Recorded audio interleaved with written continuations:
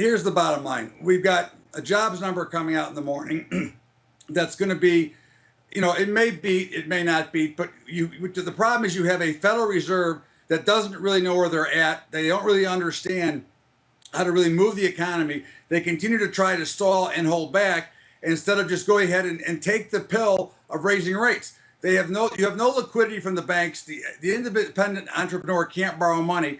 The jobs that they're creating are weak. We're creating a bunch of service jobs. You're losing a bunch of high-paying jobs, manufacturing in the oil industry, and you're replacing them with jobs at McDonald's. Now, there's nothing wrong with McDonald's, but that isn't going to support a family. That's not going to support the economy. Take a look at the retail, how it continues to fail each and every report. Take a look at the amount of debt that has been created in this country now. Though, Todd, we have more debt today. Wage inflation, isn't that showing any signs of life?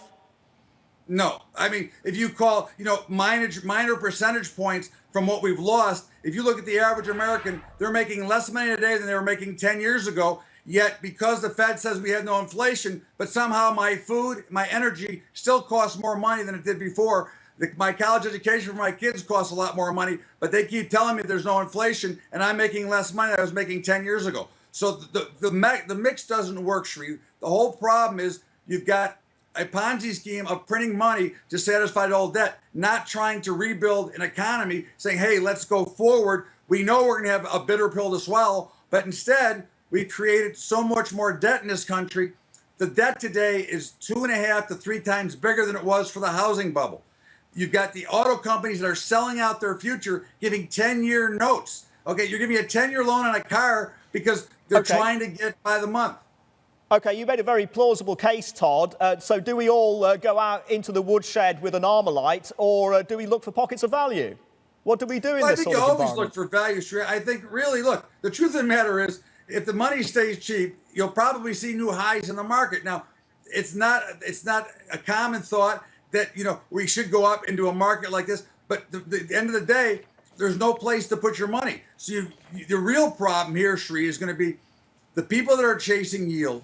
Okay, you're putting them all in one place. It's almost like the Titanic. You're putting everybody on the boat with no other alternative to put their money.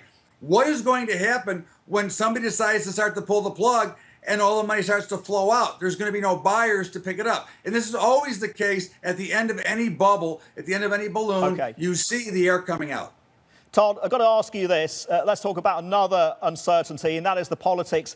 Has Wall Street got a handle on the election cycle and the known unknown, if I can channel Donald Rumsfeld, of a Trump presidency? I got to tell you, Sri, the Trump, although he's loud and he's obnoxious and not politically correct, I can respect all of that. I believe that deep down, he's as center as Ronald Reagan, and I think the street is very comfortable with a Trump presidency because at the end of it, he's a guy that's down the middle that knows how to work with both sides of the aisle, and maybe finally we can get rid of this separation between Republicans and Democrats, because the truth is they both do a lousy job. But maybe we can get them to work together and put back the country and put back the economy in the way it should be, instead of just being debt creators and entitlement creators. Because what we have, 47% of Americans are on some side of entitlement program. So I think Trump is the capability to try to put that back into play and try to bring back America to what we had it before.